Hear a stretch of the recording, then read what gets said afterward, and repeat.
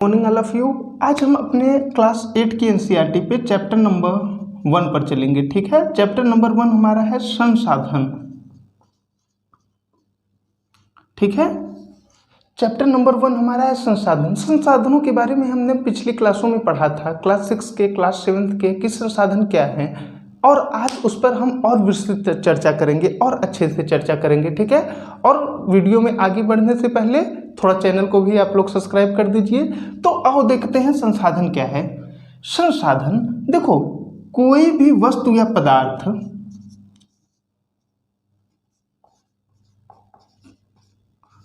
जो उपयोगी हो,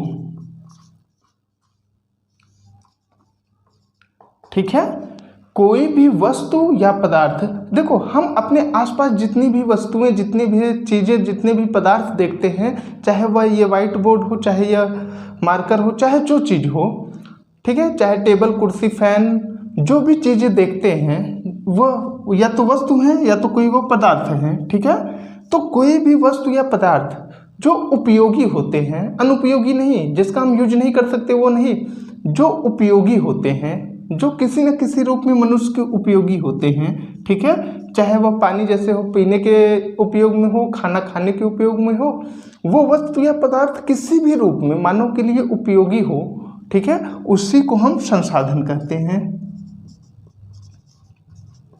ठीक है, ये आपको याद रहेगा ना, संसाधन क्या है? कोई भी वस्तु या पदार्थ, वस्तु या पदार्थ क्या है? जितनी भी चीजें हम अपने आसपास देखते हैं, या तो वो वस्तु है या तो वो पदार्थ है। ठीक है, अगर वह उपयोगी है उसी को हम संसाधन कहते हैं। ठीक है, अब देखो, संसाधनों का ना, कुछ संसाधनों का आर्थिक मूल्य होता है, आर्थिक मूल्य होता है, लेकिन कुछ संसाधनों का आर्थिक मूल्य नहीं होता।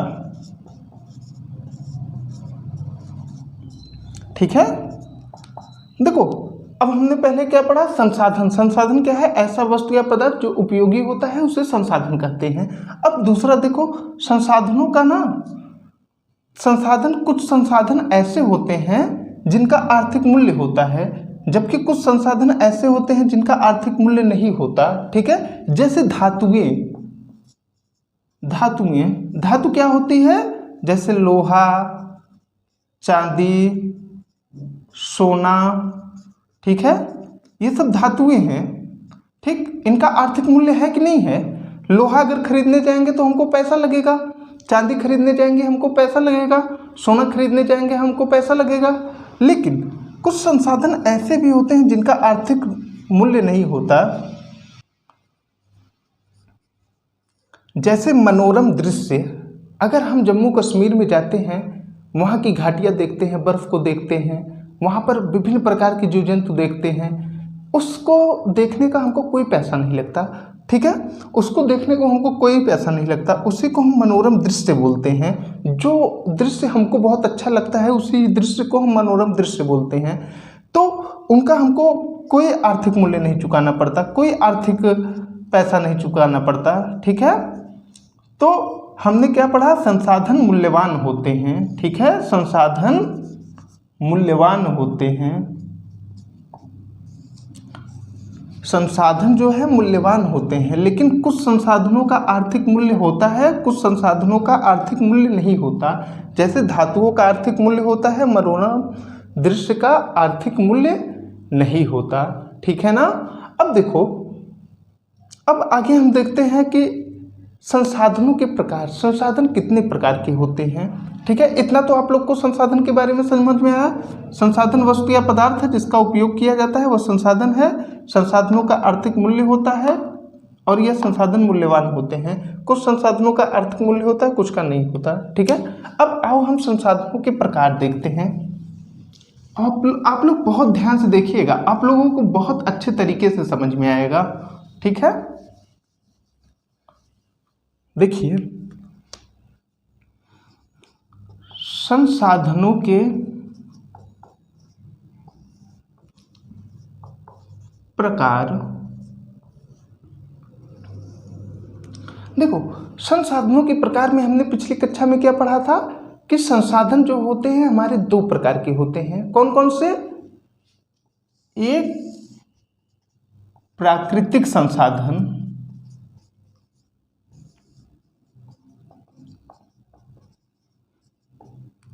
और दूसरा कौन सा होता है?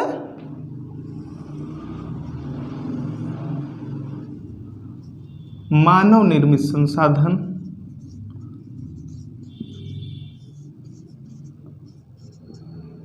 ठीक है, तो प्राकृतिक संसाधन में हमने क्या पढ़ा था? प्राकृतिक संसाधन में हमने क्या पढ़ा था पिछली कक्षा में? ऐसा संसाधन जो प्रकृति हमको प्रदान करती है, जैसे वायु, ठीक है, और क्या? भूमि, जल, ठीक है, खाद्यान्न, मनोरम दृश्य, ये सब चीजें क्या है? प्रकृति हमको दे रही है और यह निःशुल्क, कुछ इसमें से निःशुल्क होती हैं, ठीक है, यह निःशुल्क हमको देती हैं। ठीक, तो प्राकृतिक संसाधन क्या है? ऐसा संसाधन जो हमको प्रकृति देती है, जो हमको प्रकृति प्रदान करती है, वह प्राकृतिक संसाधन होता है। इसमें कौन कौन सा आएगा? वायु, भूमि, जल, खाद्यान्न, मनोरम दृश्य, ये सभी ना प्राकृतिक संसाधन है। ये प्रकृति हमको निःशुल्क देता है, इसके लिए प्रकृति हमसे कोई फीस नहीं लेता, ठीक है ना। अब देखो, प्राकृतिक संसाधनों को भी ना हम कई प्रकार से बांट सकते हैं, कई प्रकार से बांट के देख सकते हैं। देखो,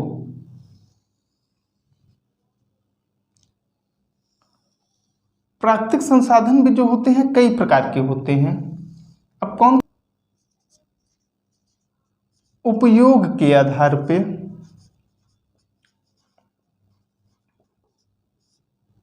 ठीक है, उपयोग के आधार पे हम प्राकृतिक संसाधनों के बारे में देखेंगे कि कैसे इसका उपयोग होता है, कैसे क्या होता है। दूसरा क्या है हमारा? उत्पत्ति के आधार पर, ठीक है। तीसरा कौन सा है? नवीकरणीय और अनवीकरणीय के आधार पर, ठीक है। और चौथा क्या है हमारा? सर्वव्यापक एवं स्थानीय आधार पर, ठीक है। तो देखो, अब आइए हम पहला देखते हैं उपयोग और विकास के आधार पर। देखो, उपयोग और विकास के आधार पर ना संसाधन दो प्रकार के होते हैं, एक वास्तविक संसाधन, दूसरा संभाव्य संसाधन, ठीक है। देखो, वास्तविक संसाधन क्या होता है? ऐसा संसाधन जिसका हम विकास कर लिए हैं, ठीक है, जिसका हम उपयोग कर रहे हैं। ऐसा संसाधन जिसका हम विकास कर चुके हैं, जिसका उपयोग हम कर रहे हैं, वह जो है वास्तविक संसाधन होता है। जैसे बिजली, ठीक है। बिजली का विकास क्या है? बिजली का विकास हमने कर लिया है, ठीक है। बिजली का विकास हमने कर लिया है, इसका हम उपयोग कर रहे हैं, तो यह एक वास्तविक संसाधन है, ठीक है। लेकिन संभाव्य संसाधन क्या होता है? ऐसा संसाधन, ठीक है, ऐसा संसाधन जिसका अभी हम विकास नहीं कर पाए हैं, ठीक है, जिसका अभी हम विकास नहीं कर पाए हैं, लेकिन भविष्य में हमको संभावना है कि हम उसका विकास कर लेंगे, ठीक है। जैसे यूरेनियम, ठीक है। यूरेनियम से क्या होता है? बिजली बनता है।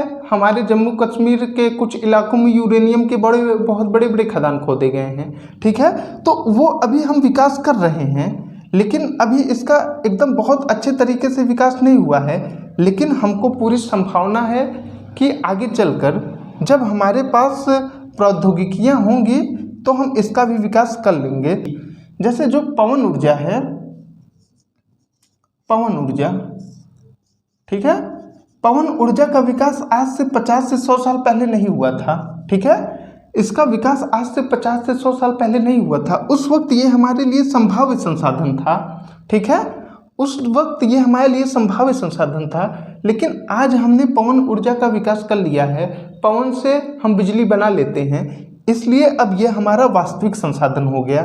ठीक है, तो देखो वास्तविक और संभाव्य संसाधन को ना दो चीजें प्रभावित करती हैं, एक समय, दूसरा प्रौद्योगिकी। ठीक है, जैसे जैसे समय बढ़ता है, जैसे जैसे समय बीतता है, हम प्रौद्योगिकियों का विकास कर लेते हैं और प्रौद्योगिकी के विकास से जो चीज़ें आज संभव नहीं हैं, जिन चीज़ों का आज हम उपयोग नहीं कर पाते, उस चीज़ को हम भविष्य में उपयोग कर लेंगे। जैसे आज हम अंतरिक्ष में दूसरे ग्रहों पे मानव ढूंढने की कोशिश करते हैं, ठीक है, लेकिन हमारे पास संसाधन नहीं है, प्रौद्योगिकी नहीं है। ठीक है, तो प्रौद्योगिकी नहीं है, इसलिए हम केवल संभावना व्यक्त करते हैं कि किसी अन्य ग्रह पर जीवन होगा। ठीक है, उसका हम विकास नहीं कर पाए, लेकिन भविष्य में हमारे पास जब संसाधन या प्रौद्योगिकी हो जाएगी तो हम हो सकता है किसी अन्य ग्रह पर भी जीवन की तलाश कर लें, और जब तब हम क्या कहेंगे, उसका वास्तविक उपयोग और विकास हो गया। ठीक है, अब आओ हम अपना दूसरा देखते हैं, उत्पत्ति के आधार पर। इसको मिटा दें। ठीक है,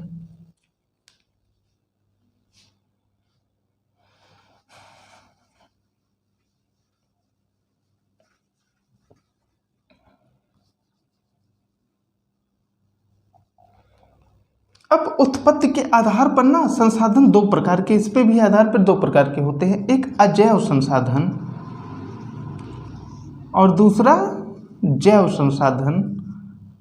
ठीक है, अब देखो इन दोनों के भी बारे में, अजैव और जैव के बारे में बताते हैं हम। तो आप लोग ध्यान से सुनिएगा, अजैव संसाधन वह संसाधन है जो निर्जीव हैं, ठीक है, जिनमें जीव नहीं है उनको अजैव बोला जाता है, और जिसमें जीव होता है उसको हम जैव संसाधन बोलते हैं। तो अजैव क्या है, भूमि, मृदा, जल, ठीक है, ये सब अजैव संसाधन है। ठीक है, तो उत्पत्ति के आधार पे भी हम संसाधनों को दो भागों में बांटते हैं, एक अजैव संसाधन जैसे भूमि, मृदा, जल, और दूसरा जैव संसाधन। इसमें क्या आता है, जीव जंतु, पेड़ पौधे। ठीक है, ये सभी चीज़ें इनमें आती हैं, जितनी भी चीज़ें जीवित हैं वो जैव संसाधनों में आती हैं। तो इसके भी बारे में हम जाने कि जैव संसाधन, उत्पत्ति के आधार पर संसाधन कितने प्रकार के होते हैं और उपयोग के आधार पर कितने होते हैं, वास्तविक और संभाव्य। ठीक है, इन दो चीज़ों के बारे में हमने देखा। अब आओ नवीकरणीय और अनवीकरणीय संसाधनों के बारे में देखते हैं कि नवीकरणीय संसाधन क्या है, अनवीकरणीय संसाधन क्या है। देखो, ऐसे संसाधन जिसका हम बार बार उपयोग कर सकते हैं, ठीक है, जिसका हम बार बार उपयोग कर सकते हैं, उसको नवीकरणीय संसाधन कहा जाता है।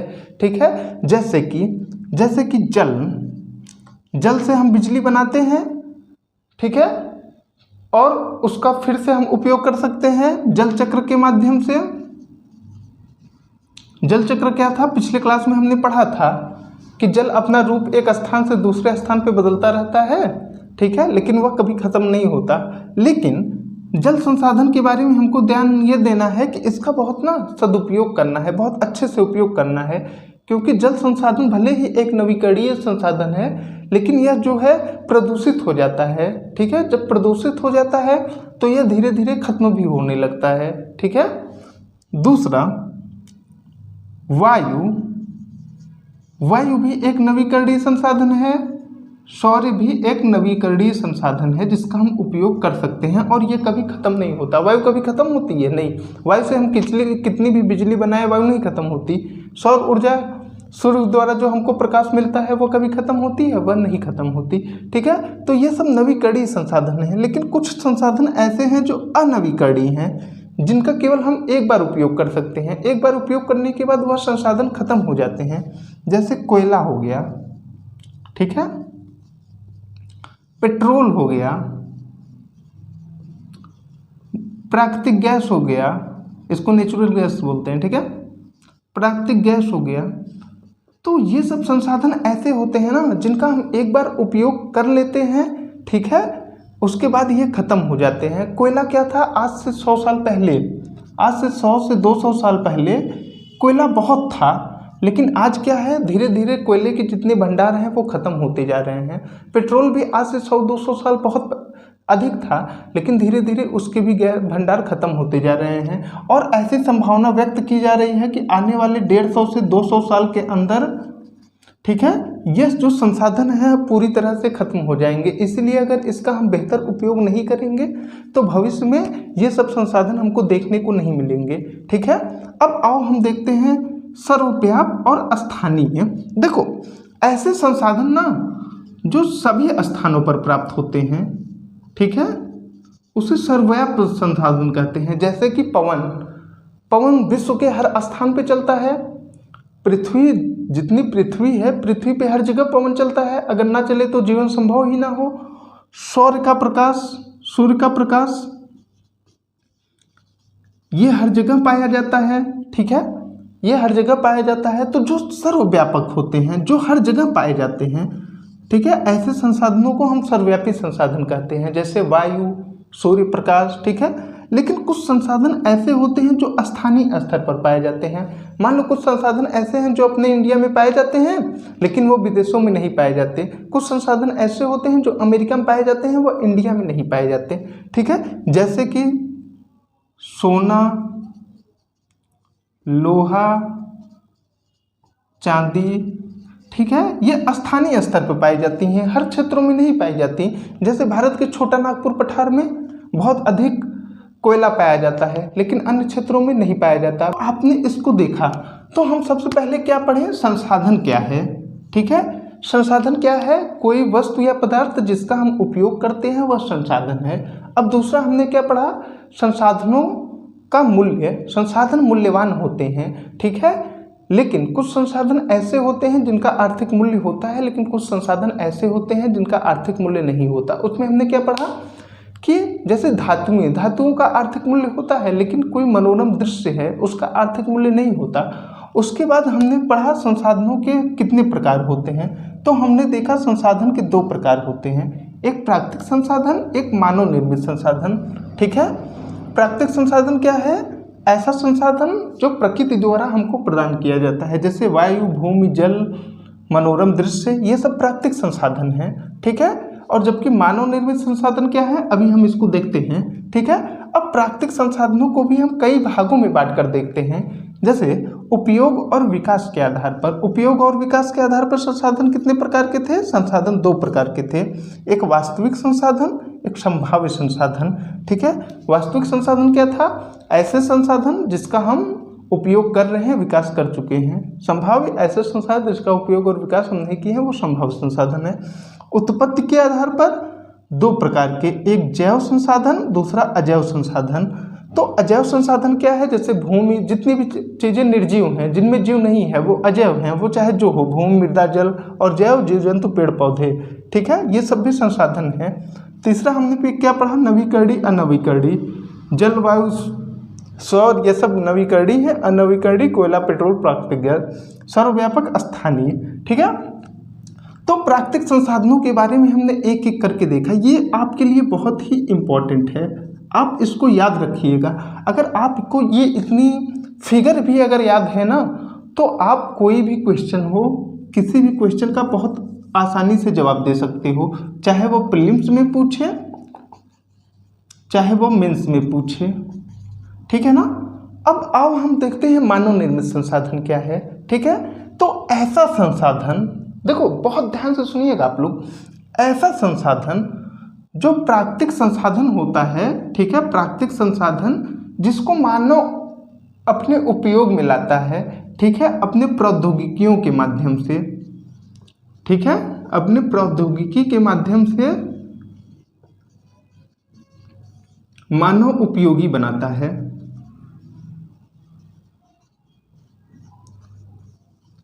ठीक है, अब ऐसा संसाधन जो मानव अपने प्रौद्योगिकियों के माध्यम से उपयोगी बनाता है। जैसे समझिए आप, जैसे मान लो लोहा है, ठीक है, जैसे मान लो लोहा है, ये लोहा है।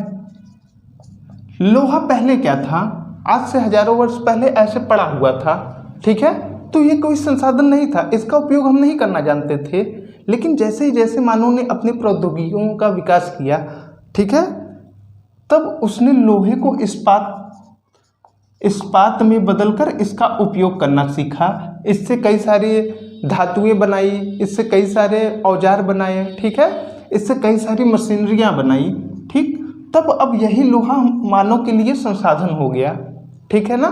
तो वही प्राकृतिक संसाधन, ये प्राकृतिक संसाधन पहले था, ठीक है, और जब इसको मनुष्य ने प्रौद्योगिकियों की सहायता से अपने उपयोग में लाया तो ये मानव निर्मित संसाधन हो गया, ठीक है। इसी प्रकार मानव विभिन्न संसाधन का निर्माण करते हैं, जैसे वह सड़क, बिजली, ठीक है, हाईवे, बड़े बड़े इमारतें, कारखाने, ये सब मानव अपनी प्रौद्योगिकियों की सहायता से निर्मित करता है, ठीक है।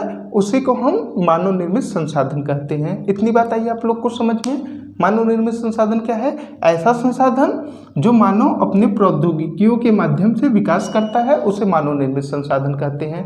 अब वह चीज़ चाहे जो हो, जिस घर में हम लोग रह रहे हैं वह भी मानव के द्वारा निर्मित है, तो वो मानव निर्मित संसाधन हो गया, ठीक है। जो पेन हम लोग यूज कर रहे हैं ये मानव ने ही बनाया है ना, तो ये भी मानव निर्मित संसाधन हो गया। तो जितनी भी चीज़ें मानव द्वारा बनाई जाती हैं वो चीज़ें जो है मानव निर्मित संसाधन के अंतर्गत आती हैं, ठीक है। अब आओ आगे हम चलते हैं। संसाधनों का संरक्षण,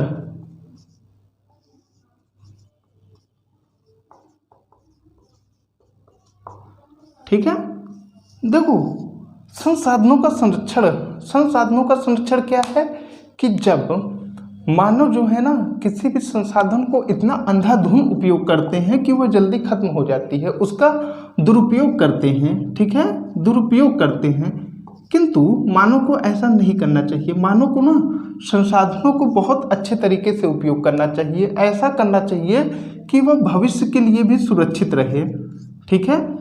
आज ही जल का ऐसा उपयोग नहीं कर लेना चाहिए कि जल 10 से 20 साल में ख़त्म हो जाए, 50 साल में प्रदूषित हो जाए। जल का हमको बहुत ही ध्यानपूर्वक उपयोग करना चाहिए। ऐसा करना चाहिए जिससे कि वह भविष्य के लिए सुरक्षित रहे, तो ठीक है। तो संसाधनों का संरक्षण वही है जब मानव संसाधनों का बेहतर तरीके से उपयोग करता है, ठीक है, जिससे वह भविष्य के लिए सुरक्षित बना रहता है।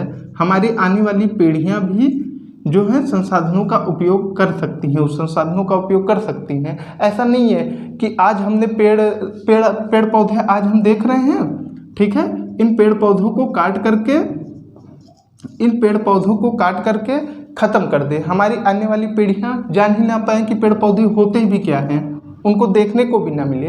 तो इन पेड़ पौधों का हमको इतने अच्छे से उपयोग करना है कि भविष्य के लिए भी ये सुरक्षित रहें। उसी को हम संसाधनों का संरक्षण कहते हैं। चाहे वह जल हो, ठीक है, चाहे वह भूमि हो, चाहे वह मृदा हो, ठीक है, इन सभी चीज़ों का ना हमको बेहतर ढंग से जो है उपयोग करना चाहिए। इसी को संरक्षण कहते हैं और आने वाली भविष्य के लिए भी वह सुरक्षित रहे, और इसी को हम सतत पोषणीय विकास भी कहते हैं।